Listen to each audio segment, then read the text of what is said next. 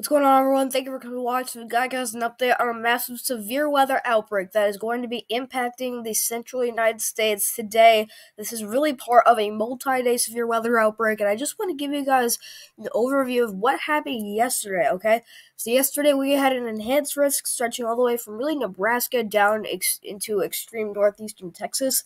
But we had a tornado outbreak that was unlike any other enhanced risk setup that I can remember. Okay, we had two tornado emergencies yesterday, one being in Nebraska and one being in Iowa. Okay, the one in Nebraska, unfortunately, we had what seems to be a mile-wide wedge tornado, which moved just to the north of Omaha, Nebraska. So we are very thankful that it did not impact that city. But that tornado unfortunately seems extremely violent. It was violent. I don't want to, go into details of what I think the EF rating will be. We're just going to have to let the National Weather Service survey team figure that out. But I do think that was definitely a higher rating than an EF3, okay? And then we had another tornado emergency into Iowa, and that tornado was also very large. It was a wedge tornado. It was very violent, and some people have thought that that tornado may have even been bigger than the first one. So we most likely had two tornadoes that were over a mile wide yesterday, both in one in Nebraska and one in Iowa. All right, and we had many other tornado warnings, including I think like 5 or 6 PDS tornado warnings. But it was just an incredibly active day yesterday. But today looks even more scary, so we're gonna break it down coming right up. All right. So, what we're taking a look here is at your current radar. You can see the storm is so slow moving that we don't even, it's not like we have everything moving off to the east. This is just like an initial rain band from yesterday that's moving off to the east. It's all controlled by this massive low pressure center, the surface low. And the reason why we're getting another round of severe weather is because we have this massive moisture return. That's what I like to call it. We have loads amount of moisture coming up from the Gulf of Mexico. This is pumping warm and moist air up ahead of the storm into the warm sector.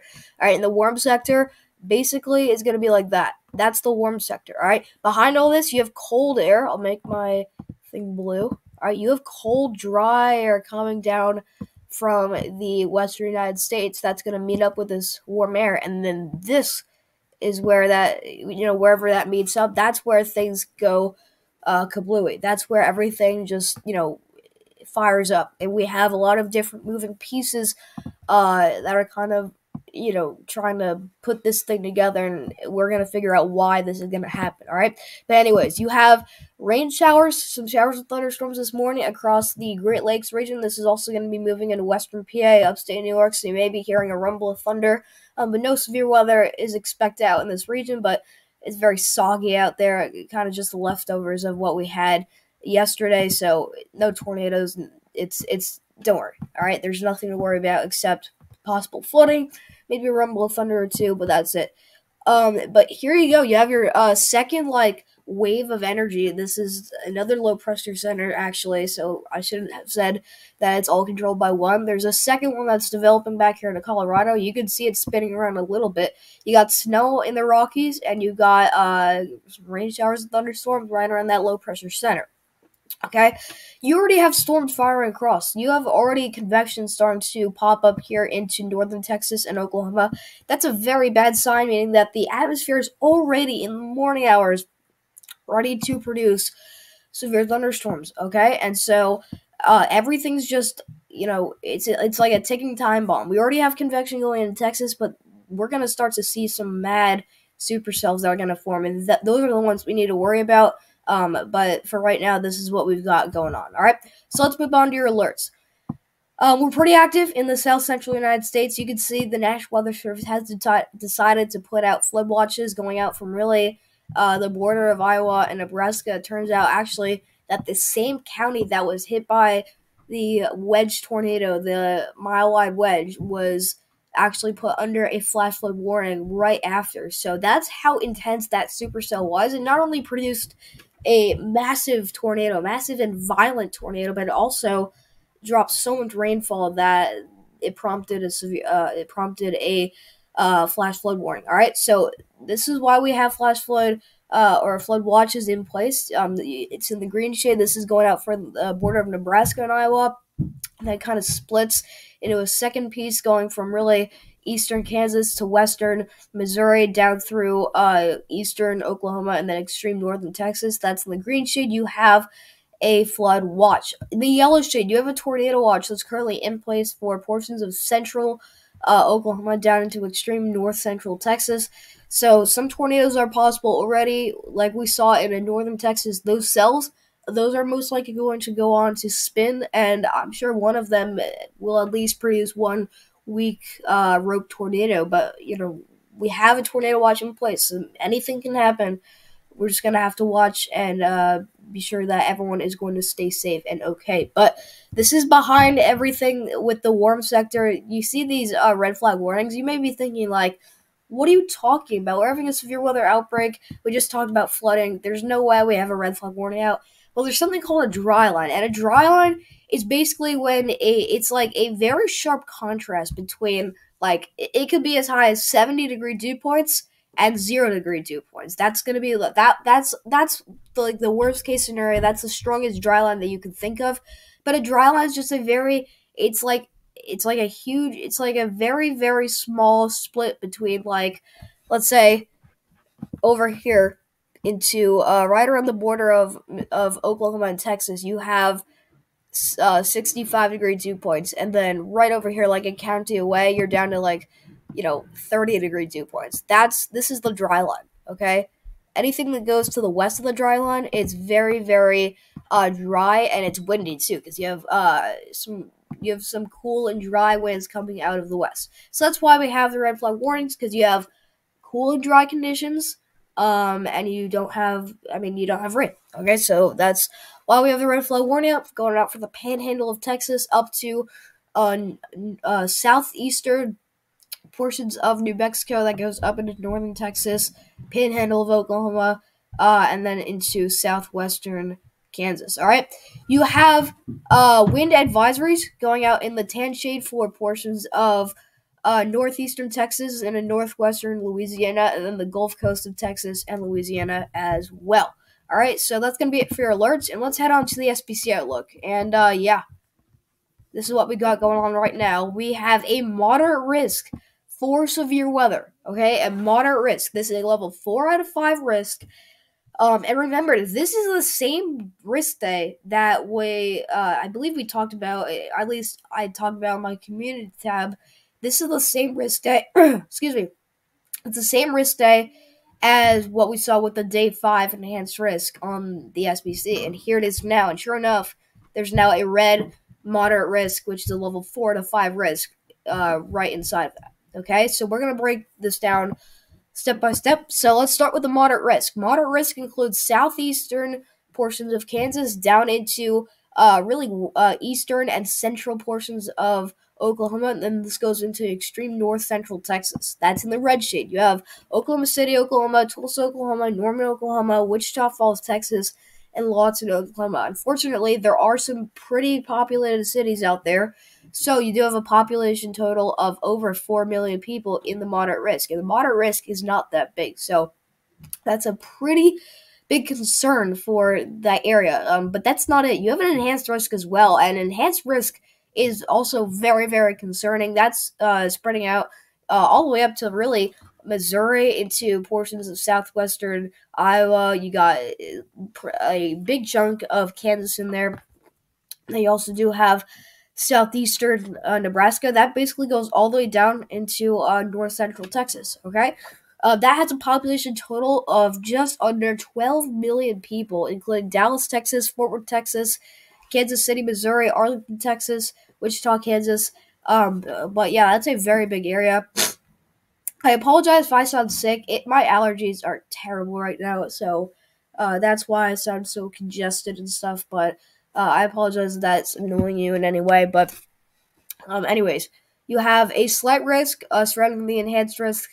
Slight risk is level 2 out of 5 risk. That's including Chicago, Illinois, Milwaukee, Wisconsin. You got Omaha, Nebraska, Madison, Wisconsin, and Grand Rapids, Michigan. All right, surrounding all of that, you got the marginal risk. That's where you have that's where you have a pretty a pretty good chance that you're going to see a thunderstorm or two today. But there is a decent chance for that being strong to severe.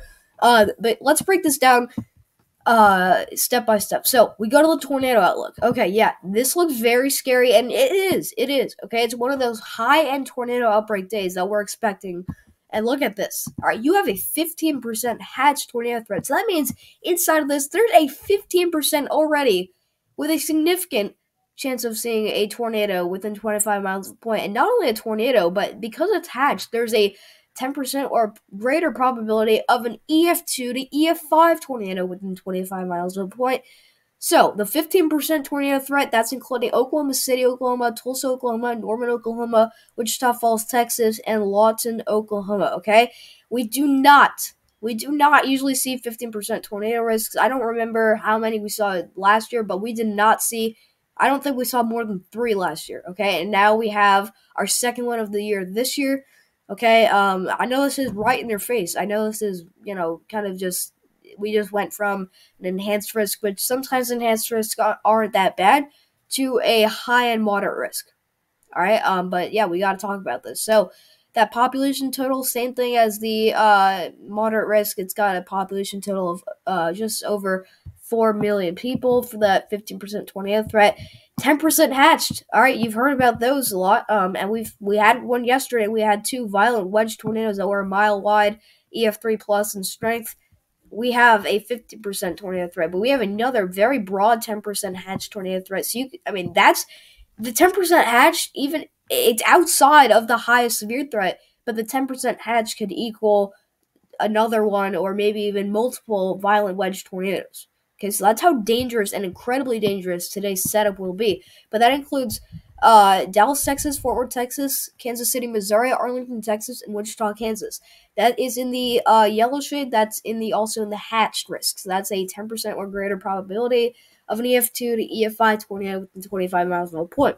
You have a 5% tornado threat outside of all that. That includes Lincoln, Nebraska, Des Moines, Iowa, Springfield, Missouri, Mesquite, Texas, and Waco, Texas. Some of those cities were hit by tornadoes yesterday. I know if you want to count Lincoln in, the wedge tornado was so close to Lincoln that you could even count the extreme northwestern side of Lincoln being hit by the tornado. But you also did have Des Moines, Iowa. That was a tornado that it wasn't too strong, but it was definitely gaining strength. Started to there was a supercell that started producing tornado in Des Moines, and it did hit Des Moines, but luckily we think it roped out just before it really went through the heart of Des Moines. But Des Moines was under a tornado warning. I believe it actually was PDS last night. But luckily those 2 cities are now in a much lower threat for tornadoes, but still very possible out there. And you also have a 2% risk of tornadoes surrounding all of this. That's in that green shade. All right, so we go over to damaging wind gust threat. Damaging wind gusts, you have a very high threat as well, 30%. You also have a hatch risk inside of this. This includes not only the moderate risk, but also the enhanced risk for the 30%. And the 30% hatched risk, that includes the moderate risk. But that's all in that red shade.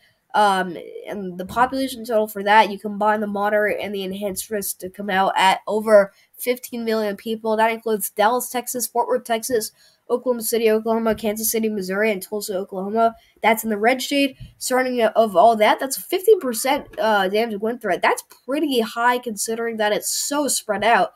I mean, look at that population total. You have over 22.5 million people.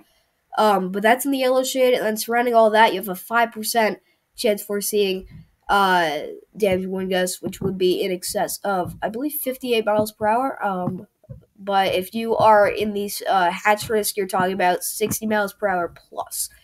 All right, and then the hail threat. This actually is the driving factor of the moderate risk. You have a 45% chance of seeing a hailstone 2 inches in diameter or larger in the pink shade. Okay, that's a 45% chance. You're almost 50-50 going to see a hailstone that's bigger than 2 inches if you're in the pink shade. And you may be thinking like, wow, those odds are, in my favor for seeing massive hailstones. Well, they probably are. All right, really, they are. You are. I'm going to guarantee you that if you're in the 45% chance for seeing damaging hail, you're going to see a massive hailstone fall, and it's Oklahoma and it's Kansas. It's the Great Plains Tornado Alley, so you guys are used to this. But for some, it could be the biggest hailstones you've seen in your life. This is a very, very high end chance for seeing damaging large hail. This is what's driving that moderate risk. But you have a 45% chance of seeing a hailstone 2 inches or larger in diameter, including Oklahoma City, Oklahoma, Tulsa, Oklahoma, Norman, Texas, Norman, Oklahoma, Wichita, Texas, and Lawton, Oklahoma. All right, the hatch risk does also include the 30% risk for seeing damaging large hail, including Dallas, Texas, Fort Worth, Texas, Kansas City, Missouri, Arlington, Texas, and Wichita, Kansas. The 15% chance that there is a bit of that that is including the hatch risk. That's including everybody in the yellow shade, and then everyone in the brownish red shade. You're in the 5% risk for seeing a hailstone 2 inches or larger in diameter. All right, so if you're wondering what the day 2 outlook looks like, it's not that concerning, but I could see a potential for some enhanced risk to pop up in here, and I don't want to, at this point, because we've had 3 enhanced risks in a row, I don't want you guys to consider me like kind of not taking an enhanced risk as seriously. It's so serious an enhanced risk, and it's so worth going over. I don't have, what I'm saying is that I don't have nearly as much faith in this day, which would be for tomorrow, than for past days in this outbreak. So if we saw an enhanced risk, it would most likely be a low and enhanced risk, but we may and probably will just stay at a slight risk, but we'll just have to see. You have a tornado threat 5%, wind threat 15%, and hail threat 15%. Day 3 outlook, you're done with severe weather finally. Before our next one, whoever knows that comes in. But you have a marginal risk for the Gulf states. All right. So let's break this down. We're talking about Cape now. We're going to start with thermodynamics. We're going to make our way up, and we're going to get to I'm really breaking down just the entire model run. So this is the NAM 3-kilometer model for today. This was 2 a.m. today. You could see we already have our third surge of moisture coming up into Texas. We already have Cape levels rising to above 3,000 joules per kilograms. That is more than enough to spark massive supercells that are very strong, rotating. We get to 10 in the morning today. This is pretty much right around when I'm filming this video. And you can see we still have Cape levels at about 3,000 joules per kilograms. This is a dry line. You can see the very sharp contrast. Look at that. You go from 0 Cape to 3,000 joules per kilograms. That is the definition of a dry line. Crazy to see that, but that's right around that low pressure center. So that tells you that this is insanely, it's a sharp setup, because that low pressure center is supposed to be right by that dry line. It's literally actually split. So this is a perfect setup as far as Cape goes, Cape values. But look at this moisture return. This is absolutely incredible. We get to 4,000 to 5,000 joules per kilograms of Cape. I mean, this is insane how much Cape we're going to have in the atmosphere. This is basically thunderstorm juice, convection allowing potential energy. That's what Cape means, but you probably don't know what that means. If you're not a weather nerd like me, what you got to think is that this is just thunderstorm juice. Okay, this is what thunderstorms are going to soak up, what they're going to eat up in the atmosphere, the warm sector, what they're going to use to produce tornadoes and the rest of our threats. But you can see in this yellow shade, I mean, these are Cape levels that are rising to up to 5,000 joules per kilograms. All right, but the thing is, it's not in our prime time environment just yet. The area I'm watching and the area in the moderate risk, this is the area that we need to be concerned about. Okay, so you have the highest Cape levels outside of the highest risk at this point. So that could be a good sign, meaning that there may be a little less Cape, meaning a little bit less just, convection allowing potential energy. But that's only 2 p.m. All right, we get to 4 p.m. All right, look at this. This expands. This region of 4,000 plus joules per kilograms Cape, this expands. So now you have this yellow shade, 4,000 plus, going all the way down from Mexico all the way up to the border of Oklahoma and Texas. Okay, now we're seeing the higher Cape levels, a tint of yellow starting to pop up there in the moderate risk. That's not good. Okay, and at this point you have the low pressure that's strengthening, and you can see it's positioning itself to the point where it'll become a negatively tilted trough. So that means you have a strengthening storm system. This is a very clean setup for a severe weather outbreak. Okay, but this is only 7 p.m. The moisture return is massive, but it starts to get killed slowly by this dry line. The dry line helps in two ways. Number one, the dry line does not help in one way, but it helps in one way. The dry line, will start with how it does not help. The dry line, the storms fire across the dry line because you have the cold, dry air coming in from the backside that create that spin and just the instability. That sparks the severe thunderstorm. But it also kills the cape levels and just all the thermodynamics. So that's how it kind of helps us avoid the biggest severe weather events. But this is 11 p.m., so we're already getting to the end of today, and today we have the moderate risk. So by the end of today, we still have cape levels somewhere into Texas, into Oklahoma, still rising to up to 4,000 joules per kilogram. So there's no issue with the with at least the cape levels with this event. I don't think it's gonna have any problem as far as cape levels go. But you can see this continues to move on, and then the dry line finally kills all of this cape. But you can see still something left out here, about 2,000 joules per kilograms out into northwestern Kansas. But by tomorrow morning, very early tomorrow morning, things should be winding down. And then for tomorrow night, looks like when we're going to have the highest cape levels. They get back up to about 3,000 joules per kilograms, but obviously not nearly as significant as a severe weather event tomorrow than what we've got today. All right? So we take a look now at the HRRR model. We're going to be taking a look at your dew points. So our second thing that we look at for thermodynamics, these are our dew points, basically meaning just how much humidity is in the atmosphere, and at this point it's on the surface. But you can actually see, this is the shortwave trough. You can actually see it pushing these. You see the little lines here? This is where you're actually seeing the the driest conditions, and you can see the shortwave trough bringing those lower level winds. Pushing all the severe weather off to the east. All right, that's just very, very. That's something that you don't usually see during severe weather outbreaks, but that just shows you how prime time the environment's going to be, because you have every part of severe weather coming together to create this just perfect setup, and that's why we have the moderate risk. This is what I was concerned about. Okay, the models were hinting at this. I was catching up on this, and I didn't want to come over. I don't want to say that that we're gonna have a perfect severe weather setup for the severe weather outbreak too early, but we do end up seeing that right today. Okay, so we have inside of this warm sector, anywhere in the blue, you have 65 plus degree dew points. That is more than enough to support strong severe thunderstorms. But look at this in the pink shade, we're almost up to 70 degree dew points into Texas, into Oklahoma. This is absolutely insane how warm and moist it is going to be. So as far as thermodynamics go, there is absolutely no problem. And look at the trough. Look at this. This dry line. Oh my gosh.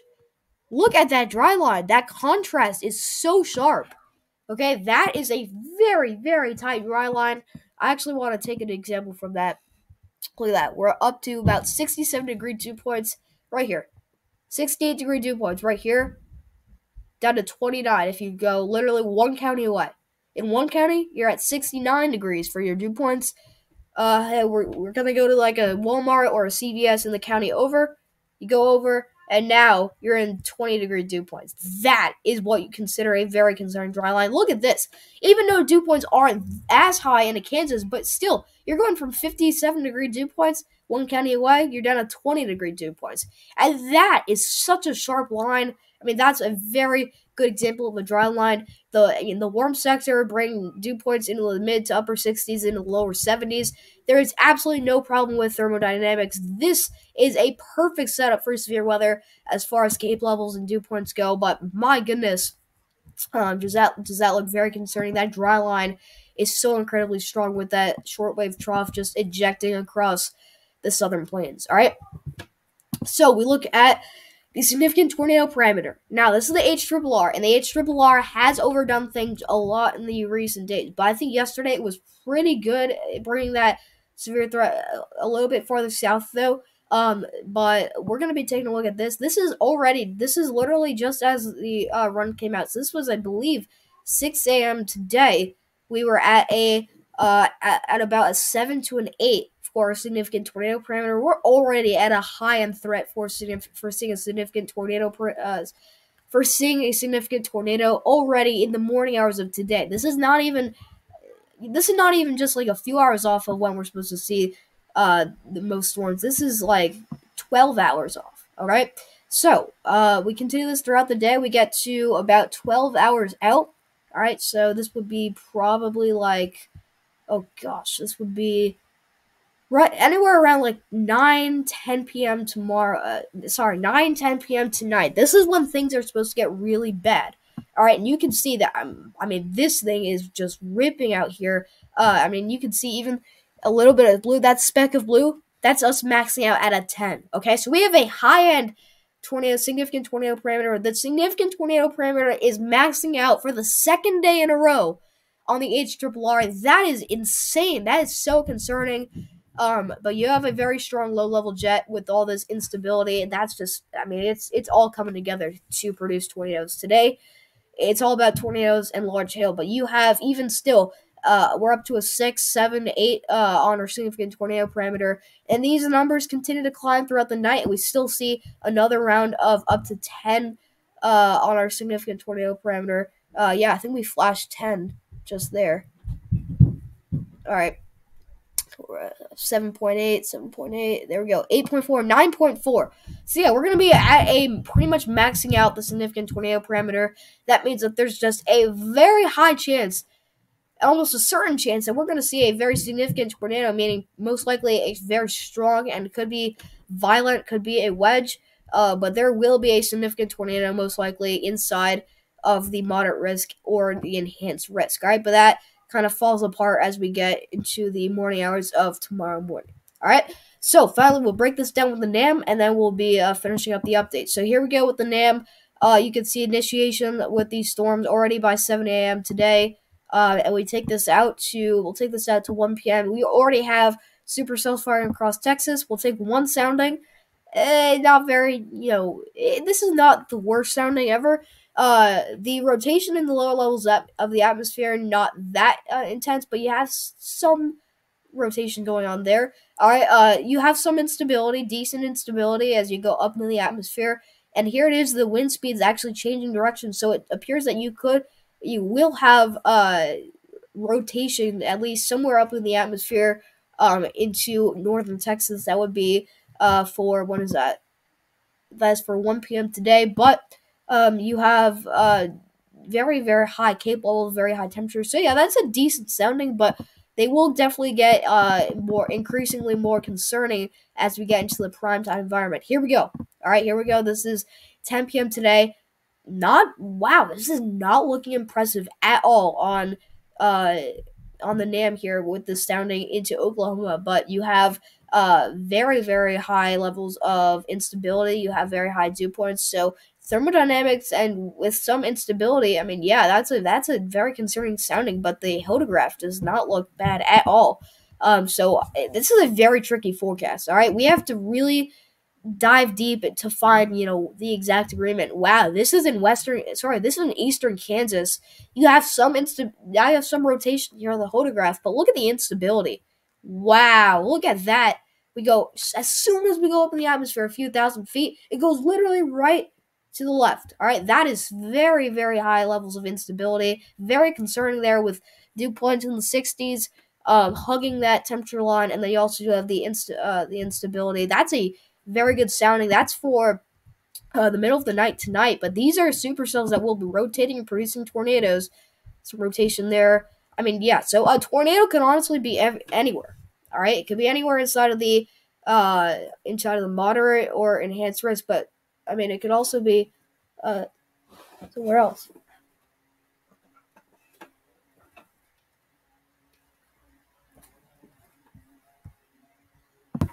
Sorry about that, guys. There was actually a bee in my basement. As you can tell, I was pretty much terrified, but my dad just killed it. So as I was saying there, I think I took a sounding out here in Kansas. and the photograph looks decent, but we have a lot of instability and stuff. So yeah, that's gonna be for the overnight hours of tonight. This is really gonna be like 10 p.m. or 10, 11 p.m. tonight for you guys. This is an Eastern time, so just take away like an hour or two to get your time in Central time. But look at this nasty line of storms that sets up really from Oklahoma down through southern Texas. You can see, we'll take a look here. We'll take one sounding right there. All right, not that much rotation going on, but some instability, big instability there.